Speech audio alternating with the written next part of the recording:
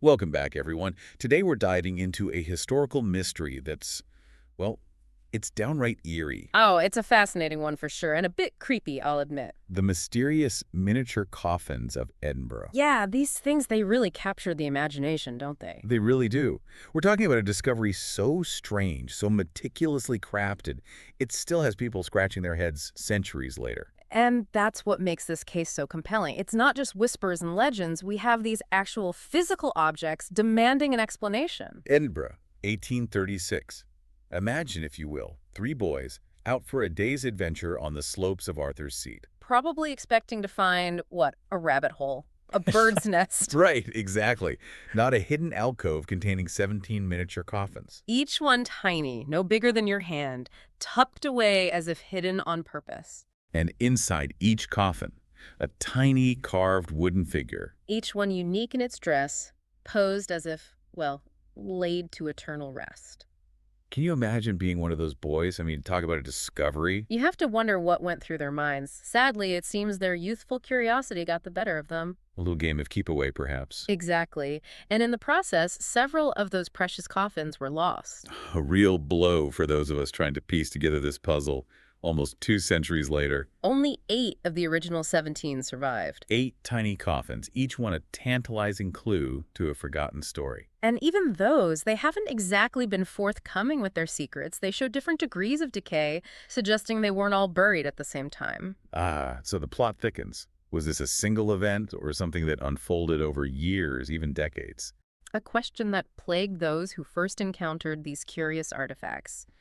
The newspapers of 1836, they ran wild with theories. Anything from witchcraft rituals to sailors' charms, right? There was even talk of mimic burials, those tiny send-offs for sailors lost at sea. A practice that, while heartbreaking, wasn't entirely uncommon at the time. Unfortunately, most of those early theories, they were fueled more by speculation than hard evidence. So those miniature coffins, they continued to be a source of fascination and mystery for well over a century. It wasn't until the 20th century, really, that researchers armed with the tools of modern analysis could take a closer look. This is where it starts to feel more like a detective story, wouldn't you say? Absolutely, like a forensic investigation, meticulously analyzing every detail, hoping to unlock the secrets held within those tiny wooden boxes.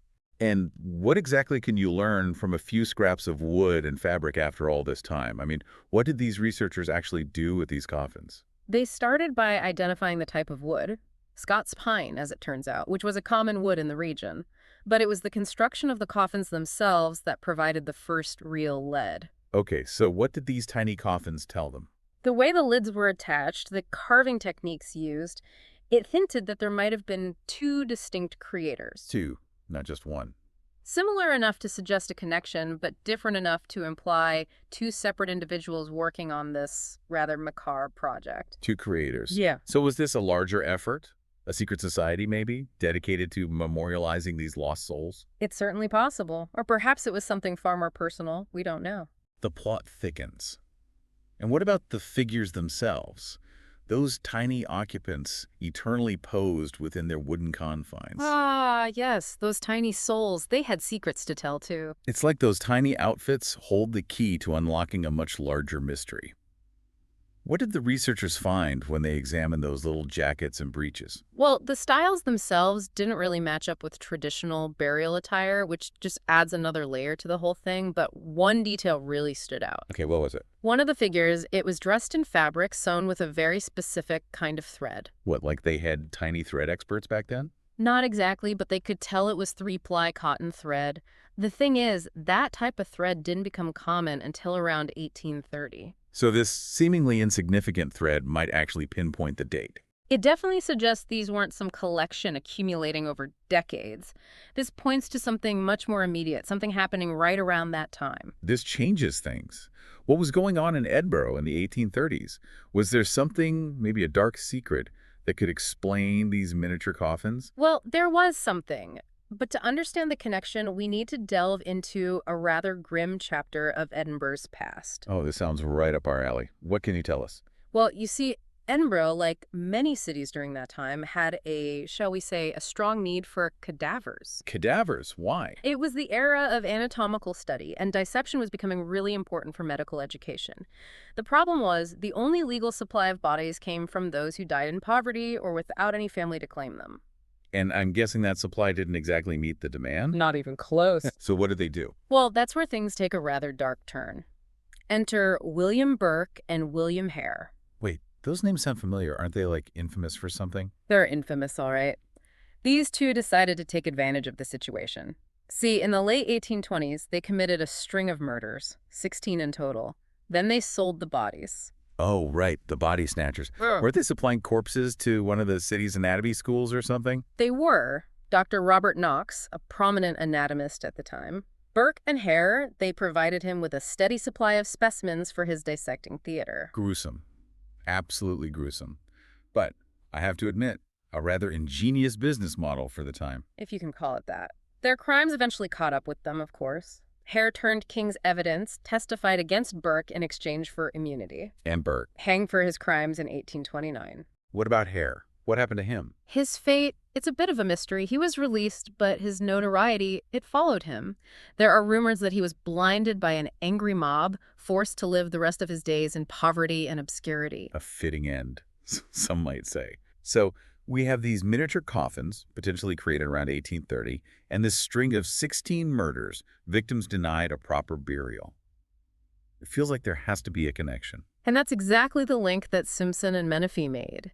They theorized that those meticulously crafted miniature coffins, they were a form of symbolic burial, a way to memorialize the victims of Burke and Hare, whose bodies were denied a proper resting place. A secret act of remembrance. A way to honor those victims, in a way that society at the time, well, wouldn't allow. It's a chilling thought, but I could see how it would make sense. It does, doesn't it? And think about it. This wasn't just a casual thing. The effort put into crafting these miniature coffins, it speaks to a real depth of feeling, a need to acknowledge the humanity of those lost, even if it had to be done in secret. Through these tiny, meticulously crafted tributes, it's heartbreaking, really. But it also raises more questions, like who made these coffins? Was it one person, maybe someone burdened by the guilt of knowing about these crimes? Or was it a group, maybe some kind of secret society dedicated to righting this terrible wrong? It's a question that we still don't have a definitive answer to. And as much as the Burke and Hare theory seems to fit, there are a few inconsistencies that we can't ignore. You're talking about the figures themselves. Exactly. You see, most of Burke and Hare's victims, they were women. But those figures, those tiny figures inside the coffins, they seem to all be male. That's a pretty big discrepancy. Does it mean we can rule out the Burke and Hare connection altogether? Not necessarily. I mean, it's possible, maybe even probable, that whoever made these coffins, they used what they had available. Remember those toy soldiers we talked about? Right, the repurposed toy soldiers. Maybe that was all they had access to. A limitation of resources then, Right. rather than, say, a deliberate choice. It's possible. Or maybe, and this is just speculation, of course, maybe the creator wanted to obscure the victims' identities, even in this small way, to protect themselves, or maybe even the memory of those they were trying to honor. Another layer of mystery to this already mysterious story. So where does this leave us? Still searching for answers, I suppose. In a way, yes, but that's part of what makes these miniature coffins so captivating. They're a tangible link to a dark and often overlooked chapter in Edinburgh's past. They remind us that history isn't always pretty, and sometimes the most compelling stories are those without easy answers. Stories that invite us to think critically, to question our assumptions, and maybe even to sit for a moment with the uncomfortable truths that they reveal. And who knows, maybe someday, new evidence will come to light, and we'll finally know the full story behind these mysterious little coffins. But until then, well, that's part of the allure, isn't it? It certainly is. Well, folks, there you have it. Another deep dive into the annals of history complete. Until next time, keep exploring, keep questioning, and as always, thanks for listening.